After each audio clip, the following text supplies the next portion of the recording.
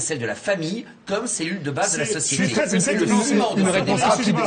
Une réponse rapide d'Emmanuel Todd. C'est le sujet. Le bouquin dont on sort avec le Braz, je veux dire, ce qu'on a vu, c'est que c'est le Parti socialiste qui est implanté dans les régions qui prennent la vie familiale au sérieux, dans lequel il y a de fortes interactions entre parents, grands-parents et enfants. Et c'est le Parti socialiste qui, dans les faits, dans les territoires, est du côté de l'ordre familial. Vous allez être très surpris. Ce n'est pas le cas dans son offre aujourd'hui. Et au contraire, l'une des bizarreries de la droite actuelle, et en particulier de la droite sarkozyste, c'est son implantation dans des zones hyper individualistes. Alors, attendez. Pas d'implantation, je passe de conviction. S'il vous plaît. Essayer de résoudre votre contradiction. Rapidement, s'il vous plaît, Emmanuel Todd. Dans des régions de tempérament socialiste, où la famille est assurée, où il y a des liens entre les gens, il n'y a pas de peur d'aller vers des nouvelles choses et plus de libéralisme individuel, alors qu'au contraire, dans des régions complètement atomisées, je dirais, de structures individualistes, il y a une angoisse parce que là-bas, c'est allé trop loin. Il y a ce qu'on appelle, je dirais, en sociologie de l'anomie, c'est-à-dire trop d'isolement des individus, et il y a quelque chose d'autre. Mais ça n'a rien à voir avec la tradition catholique, ça c'est sûr. Attendez, je n'ai pas fondé mon raisonnement sur la tradition catholique, je fonde mon raisonnement, peut-être d'ailleurs un peu sur ce que vous dites, sur le fait, en effet, que dans une société chahutée, les gens ont envie de solidarité, les gens ont envie de fraternité, ça s'appelle la défense de la famille, et c'est pour cela en effet que le débat posé par le projet Taubira évolue dans une défense d'une famille définie de manière ordinaire, un père, une mère et des enfants. Le problème de la droite, c'est qu'elle a perdu son assise traditionnelle dans la région de structures familiales. Une question à Jean-Pierre Michel, s'il vous plaît. Une question à Jean-Pierre Michel. Vous définissez, M. Todd, avec souvent beaucoup d'assurance. Une question, s'il vous plaît, pour avancer un petit peu. Le 4 avril, le texte de loi sera débattu au Sénat.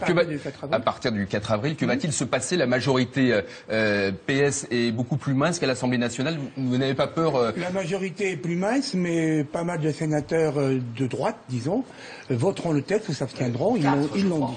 Plus que 4, on verra. On verra. Il y en a eu 2 à l'Assemblée. Mais ce que vous dites, la famille aujourd'hui, il n'y a pas une famille, il y a des familles. Non. Il y a des familles. Il y a des enfants qui sont dans des familles homoparentales aujourd'hui. Ce sont les circonstances de la vie, mais ça n'est pas un idéal. Attendez, c'est vous-même, la droite. C'est 10 000 couples qui allez déstructurer la famille. Lorsque vous avez supprimé toutes les catégories d'enfants, incestueux, adultérins, etc., que vous avez reconnu que l'homme marié qui fait des enfants hors mariage peut les reconnaître sans l'accord de son épouse, et que ces enfants sont des enfants comme les autres, qui ont les mêmes droits dans l'héritage. Donc ça, c'est une famille. Mais dans ces évolutions législatives... Et ça, c'est la libéralisation.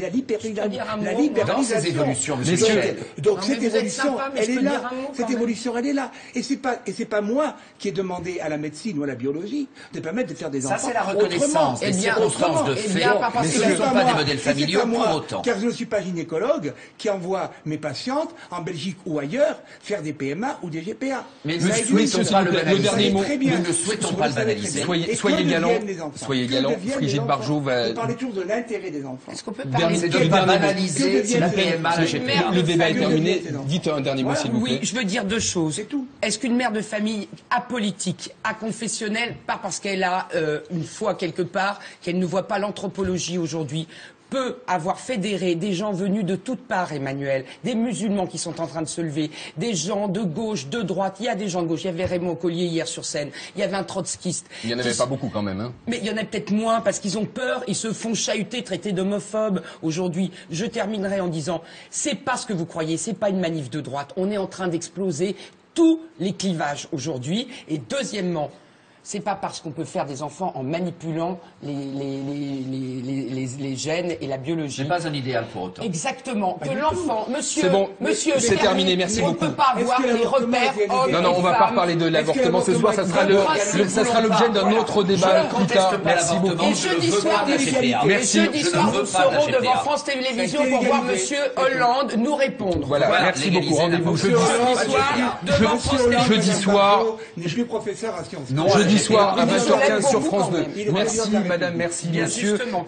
Merci. Si vous voulez poursuivre le débat sur, s'il vous plaît monsieur Michel, si vous voulez poursuivre le débat sur les réseaux sociaux, Twitter et Facebook, nous vous attendons.